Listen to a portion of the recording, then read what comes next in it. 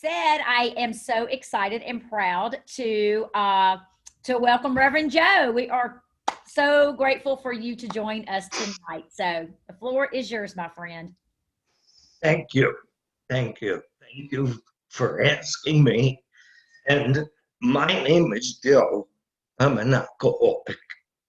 Um, the reason why I put Reverend there are two reasons.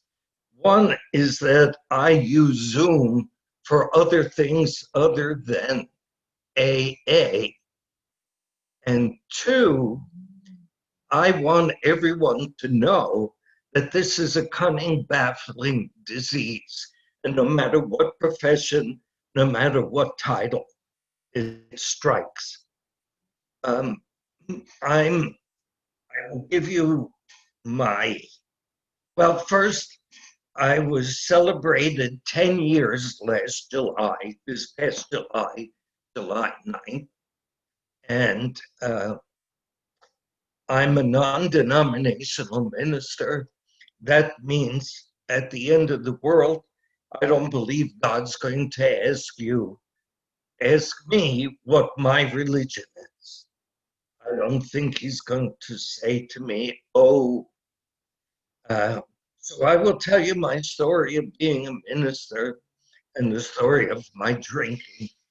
And I hope you get something out of it because it's a little bit different than most people. I have not heard too many ministers or priests speak. When I was born, well, first of all, my family came from Italy. I was the first generation born in the United States and born in New Jersey. So for those of you who are not from New Jersey, and I do see a few, thanks for coming and supporting me. But if you're not from New Jersey, this is where all the immigrants came at the turn of the century. And so it's full of first and second generation Italians. There's pockets of towns that are primarily Italian. I live next door to a town that's primarily Italian. On Sunday, they say Mass in Italian, so it's that kind of thing. So I was the first generation to be born in the United States. And my mother had a sister. My mother had two sisters. But she had one sister that had 13 boys. And this sister had a two-family house. And my mother and father and my brother and sister and me lived upstairs. And my aunt with her 13 boys and husband lived downstairs. I thought, in my little boy brain, I thought that I was part of my aunt's children. I was one of her children. But because she had so many, I went to sleep upstairs with this man and lady. So my aunt Conchetta, she had 13 boys. She spoke very broken English, and she was very funny at times. One time I called her up and I said to her, "How are you doing?" And she said, "Oh, I'm very, very sick." I said, "What's the matter?" She said, "I'm in bed all day with the doctor." So she spoke that kind of English. And if you can imagine, my grandparents, when they came from Italy, my grandparents have never gone to school. They never had attended school, not one day.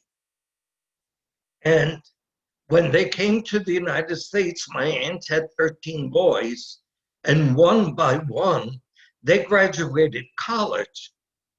So you can imagine my grandparents going from not ever going to school to have all these grandchildren graduate college. And I was the last grandson. I have a sister, but I was the last grandson. When it came time for me, my aunt's 13 boys had graduated college. My brother had graduated college, and there were lots and lots of parties, and you can imagine the pride that my grandparents and my aunt and uncle had, never having gone to school, that now their children and grandchildren are graduating college. So there were parties and large parties. And you can also imagine by the time, let's say, number 10 grandson was graduating college, the first grandson was married with children. So you can imagine the size of these parties. One of my aunt's children also had 13 children. So there were large, large, large parties. When it came time that I graduated college, my father said to me, I have no money for a party. And if you want a new car, save your money and buy one. And I thought to myself, wow, all these people had parties and I had none. And so started my alcoholic thinking. And if you could follow with me, this was my alcoholic thinking. How could I get my grandparents, my aunt and uncle, and my parents pay attention to me since I didn't have a party? And I had this brilliant idea. I decided I knew how I could top going to college. I could top going to college by becoming a Roman Catholic priest. Now, for those of you not in this Ellis Island area, an Italian family, having a priest in the family was next to having someone who was the president of the United States in your family. And so I went with my grandmother and my parents to upstate New York, Newburgh, New York, and to become a Roman Catholic priest. And my grandmother, when she was leaving that day, kissed my feet. And so I thought, my little thing that I wanted to get them to honor me worked. In the course of studying to become a priest, my grandmother passed away. And someday, if ever you're depressed, I will tell you the story of my grandmother's funeral. It has certainly lightened the day. It was hysterical. But when I went to the funeral home, everyone was screaming in the funeral home. And I'm telling you this so you can understand my alcoholic thinking. Everyone was screaming in the funeral home, and I was standing in the back of the funeral home with the clergy clothes on. And they were screaming and crying. And as I walked in, it was silence row by row in the funeral home. And I heard whispering, the priest is. And so I had this command in my family. To this day, I have a very difficult time because when I wear the clergy clothes to perform a funeral, a wedding, a baptism, and I enter the room, people stand. People stand for me. And I have a difficult time trying to understand that I'm just an alcoholic. I have a difficult time. If you can imagine walking into a funeral home and people standing. So anyway, I went to become a priest. When I was priest, I was at the Society for St. Joseph, which is a priest that serves mostly Black parishes in the South. Now, I don't know if you understand what I'm trying to say, but this nice little Italian boy in Mobile, Alabama, I could not find mozzarella cheese. There's no mozzarella cheese in Mobile, Alabama, and or Birmingham. And uh, so I was having a difficult time. My mother used to ship boxes of with dry ice with fresh mozzarella. I'm not talking about that stuff that in shop in the supermarkets on the shelf for 14 years. I'm talking about real mozzarella. There was no such thing. So I left being a priest. When I left being a priest, not only was it a disgrace for uh, an Italian man to leave being a priest, not only is that a disgrace, but it's also a disgrace when I came out as gay. So now, in this Italian family, there was an ex-priest who's gay. And so, talk about not fitting in. I just did not fit in. And I had this bright, brilliant idea that I wanted to drive across the United States. Wow, I thought I was speaking for 2 minutes. I had this bright, you could raise your hand and you could tell me to shut up. You could tell me I'm not so thick-skinned. I do know 2 words I'll answer, but you could tell me to shut up. So I was driving across the United States and I landed in Salt Lake City, Utah. And often when I share some words of Mormon hymns that are to me very beautiful. One of which is, "Fear not, I am with you. Oh, be not dismayed." So I liked this Mormon church so much, and I'll tell you why. See, they're blonde-haired, blue-eyed people that don't throw the raviolis on the ceiling screaming during Sunday dinner.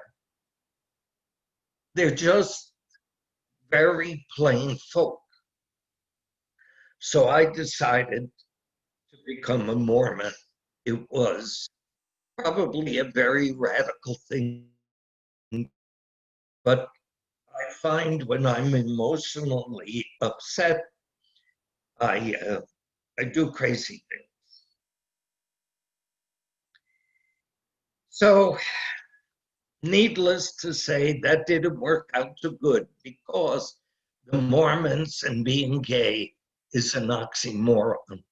There's a gay bar in Salt Lake City. It got destroyed by a hurricane. It was called the Sun Tavern. And if you park your car there, they would take the license plate numbers down and excommunicate you.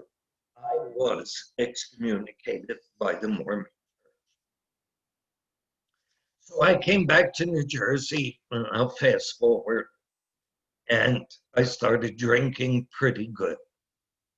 And at the end, I drank red wine because that's an Italian thing and probably acceptable in my family that I always had a glass of red wine, and it wasn't too bad.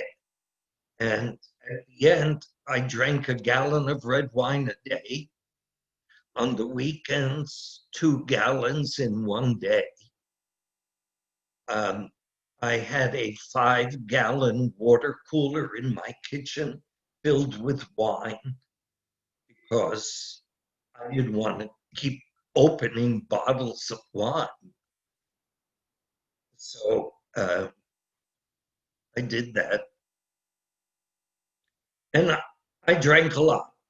And I went to work. I had a job at ATT. I worked there for many years. I retired about 6 years ago, and I was simultaneously in a relationship. I had what was seemingly to the outside world a model gay relationship. We owned a home, we owned 2 cars, we had 2 dogs, no promiscuous parties, fine, upstanding citizens. And I started drinking a lot. And over the course of the years, I came to AA when I was 61 years old. I'm 71 now. The drinking damaged my vocal cords. From the GERD coming up into my throat damaged the vocal cords. I have essential tremor in my left hand. When it's extended, I don't shake, but I can't hold anything. I have a neuropathy up to almost to my knees, and I have ringing in the ear, all damage to the nerves done by drinking. That's where the doctors described to me. They said everybody has some weakness in their body. Some people it's the liver, some people it's the lungs, and that's where the damage is done. And I got the damage to my nerves. Apparently, that was the weakest part of my body. I say all of this because I don't often complain, but the pain is intense, and I don't take any painkillers. The pain is pretty intense. And I say all of this because I am not drinking or taking painkillers. I don't have to drink.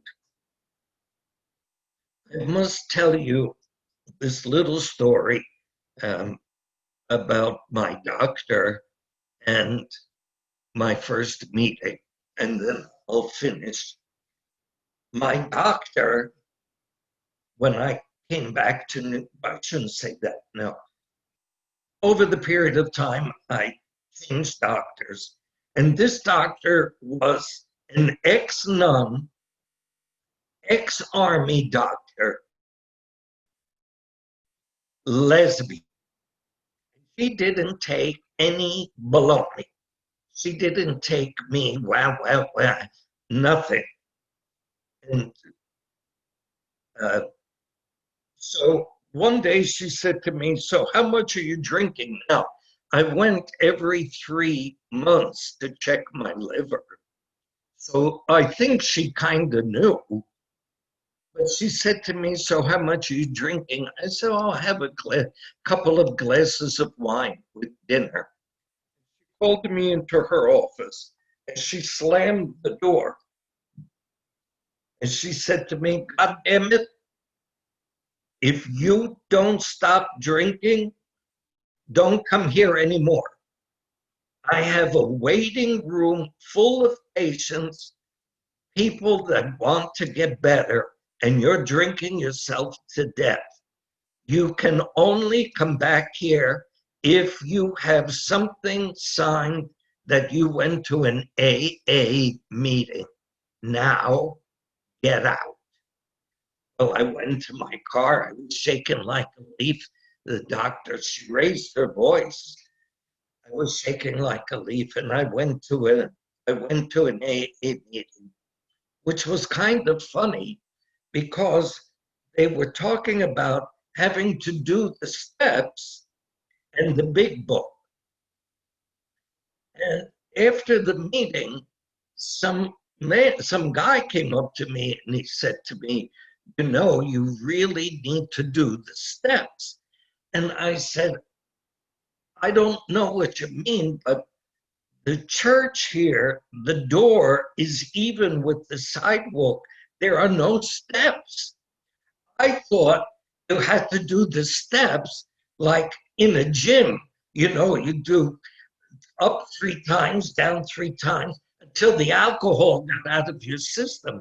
I didn't know what the heck they were talking about. But then they had this closet.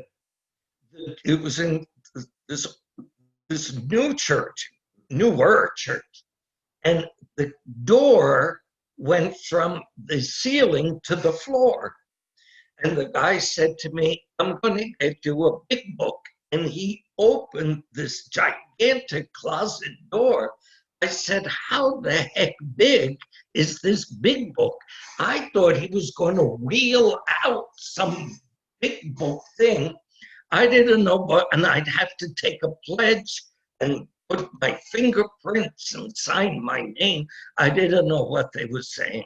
I also brought my checkbook to the first meeting because I thought it was kind of like Weight Watchers and that I'd have to pay some dues, to learn how to drink right. Like Weight Watchers, you learn how to eat right.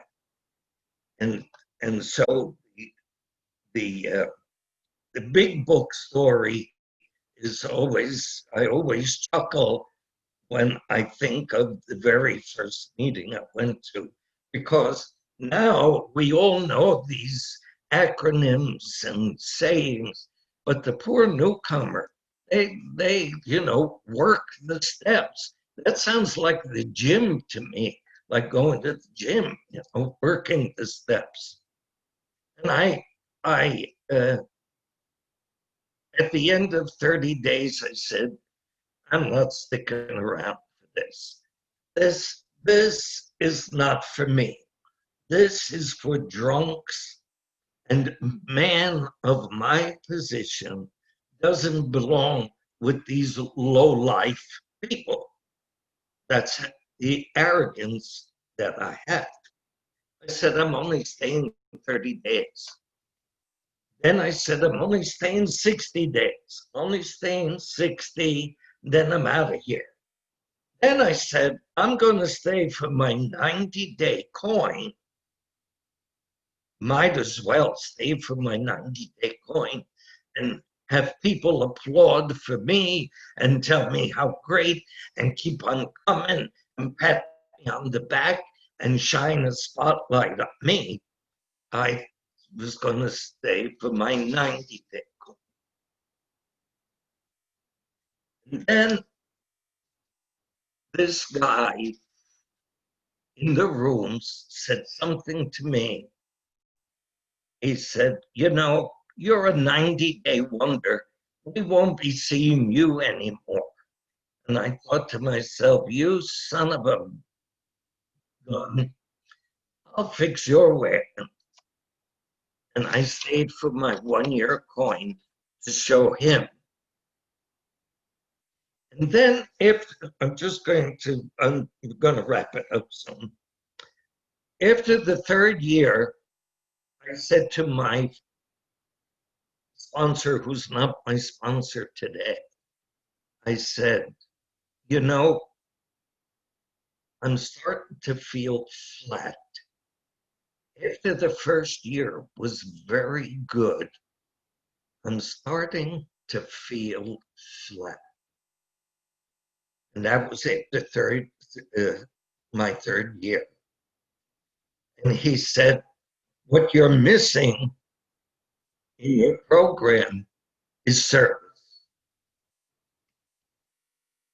And he said, next time you go to a meeting and they say, does anybody want to be a temporary sponsor?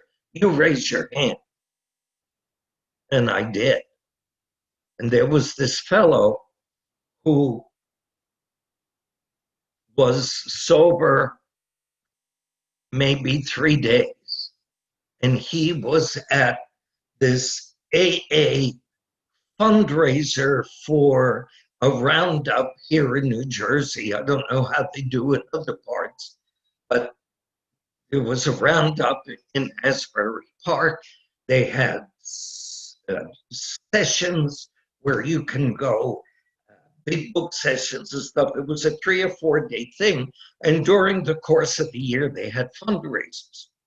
So this fellow was at the fundraiser.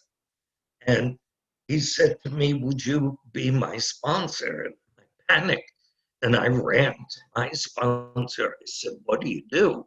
And he said, be his sponsor. That's what you do.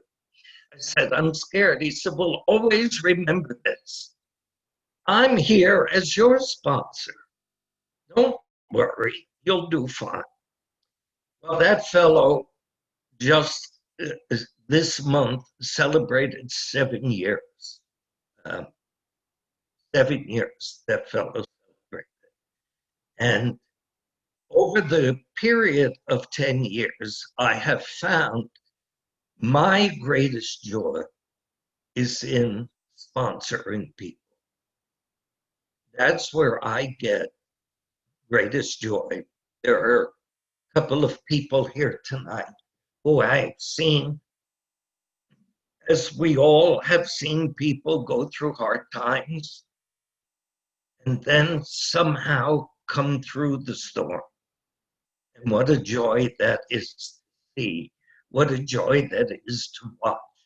And what an inspiration it is for me not to say, heck with it. You know, I have this donut. I don't know if they have them in all the various parts of the United States, but there's these donuts called Entenmann's Donuts. They sell them in the supermarket, and they're chocolate covered with yellow cake. And it's an addiction that I had. And one day they had buy one box, get one box free. And I put the 2 boxes in my wagon. And as I was shopping, I ate 1 box of 8 donuts. And when I got home, I ate the other box of 8 donuts. And the reason why I'm mentioning this is because I went again to the supermarket, and yet again they had buy one, get one free. And I said this, I can't do that. I'm not going to do that anymore. And then I said, the heck with it. And I put 2 boxes in my wagon. And that scared me. That scared me when I said, the heck with it. Because not having that discipline for Entenmann's Donuts, that means for the gallon of wine, I'm not going to have any discipline whatsoever. As a matter of fact, I probably would buy a case again. So that scared me, that thinking. And that's why I like sponsoring people. Just before the call, a sponsee called me. He's going through a little bit, nothing big, but a little bit. And just to listen and to talk to him. And when he hung up, he said, thank you very much. And I said, for what? And I rang the words in my head of my own sponsor when I say thank you very much. So that's about it.